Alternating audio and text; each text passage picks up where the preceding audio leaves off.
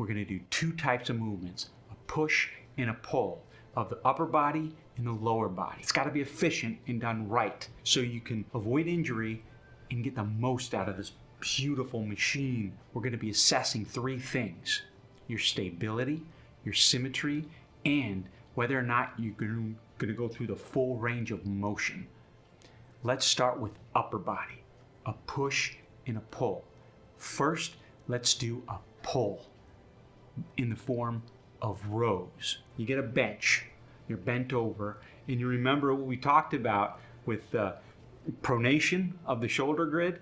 So you know that that shoulder is going to be protruding as it's on the bench while you grab your weight. You want to have that dumbbell all the way down so your arm's fully extended. When you're pulling it up, you're keeping your arm close to your rib cage and your elbow goes up all the way as high as you can get it. You hold, lower it down, full range of motion, slow contraction and slow eccentric contraction on your way down. You're going to get a frontal view, filming yourself, and you're going to get a side view so that you can check, is my shoulder flaring out? Is my spine caving in? Am I arching my back too much? Am I wobbling? Can I hold the weight steady? Are my knees wavering? Is the weight evenly distributed from the heel of my foot through the arch to the ball of my foot? You want even distribution throughout the foot as you do the movement. When you raise the dumbbell up, can you hold for 3 to 10 seconds and keep it stable? Are your hips wavering back and forth? To make sure you're assessing everything and to make sure the movement is efficient, go up the kinetic chain, the ankle joint, the knee joint, the hip joint, the lumbar spine, the shoulders, the neck. Keep the core tight. You're definitely not limited to bent over dumbbell rows. If your thing is pull-ups, do pull-ups. If you do a barbell row, do the barbell row. But the same applies to each exercise. Check in with your kinetic chain. Make sure you got that symmetry, stability, and full range of motion. Next, to complement that pull exercise, we're going to do a push exercise. Of course, you can do a barbell bench press or a dumbbell bench press, but let's keep it simple and straightforward. The push-up.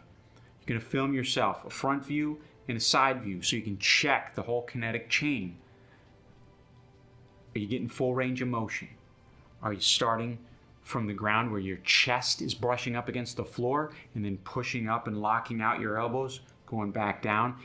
Are you slow and controlled? Do you have symmetry? Are your arms aligned? Are your shoulders retracted in back? When you're doing this, really focus. Is the tension focused mainly on your chest? You don't want the other muscles coming in and taking over, like the shoulders, the biceps. Really focus on putting that pressure on your pectoral muscles. Are you wobbling one way or the other? Can you go down and hold for 3 to 10 seconds? Very important. Again, keep coming back up, slow and controlled. Look at the lower kinetic chain. Are your knees aligned with one another? Your ankles, you want that alignment. You want your core engaged. All things to think about when you're assessing your movement patterns. So there you go. There's an upper body push and an upper body pull. Let's move down to the lower body. Great complements to one another. You got the squats and the deadlifts. Let's start with the squats. So stand, feet shoulder width apart, evenly distribute your weight throughout the bottom of your foot.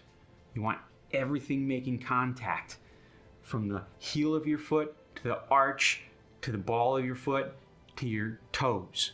Make sure they're all in contact with the floor. Keep the core engaged as you bend down, and as you come up, you're lifting with your legs. Really feel it in your quads as you come up. Your back is straight but at an angle. You're not arching it too much, and you're not hunching over. You're coming up, and it's a firm, well-held position. Think of yourself as a planted tree trunk in the ground. Are you slow and controlled on the way up? Same thing when you go back down. Are you slow and controlled? Bring it back up. Are your shoulders back and down? Bring it down. Are you feeling the distribution in your legs, your quads, your hamstrings, your glutes?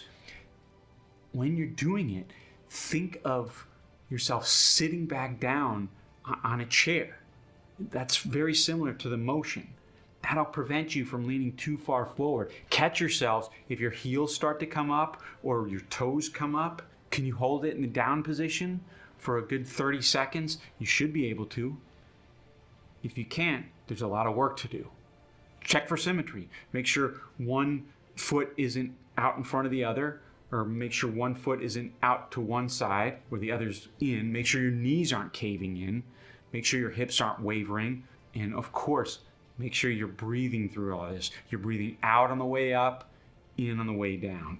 Get that full range of motion. When you go down, get those knees bent to 90 degrees. It's okay if your knees are pushing a little forward beyond your toes, as long as you got that core strength engaged and the tension is felt in those quads, the hams, the glutes, and you're not putting undue pressure on the knees. See, when you're strengthening those muscles around the knees, it alleviates the knee joint. Hugely important. Let's transition to the lower body pull exercise, the beloved deadlift. Same thing applies with deadlifts as it does with squats. Feet shoulder width apart, weight evenly distributed in your feet from your heels to the arch of your foot, to the ball of your foot, to your toes. You're a tree trunk planted firmly in the ground. Bend down, and when you lift up, you're pushing from the floor, driving your body up. Keep that same angle that you do with the squat. Your back is straight, your core is engaged, you're not hunched over, you're not arched. It's straight but at an angle. And you hoist those weights up.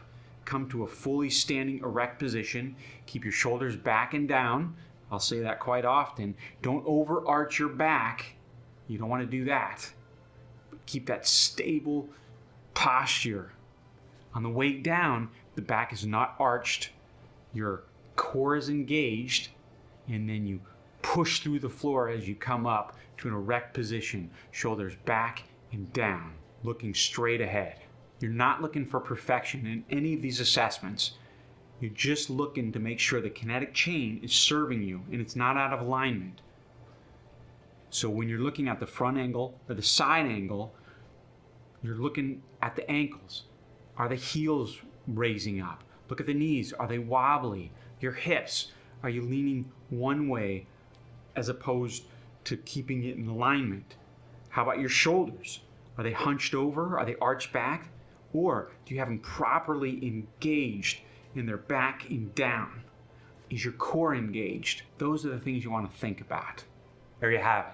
Simple exercises you can do in the privacy of your own home to assess your movement quality, to ensure that you're moving through life as you should, so that you can keep optimizing your body and refraining from getting injured. See you next time while we take it to the next level.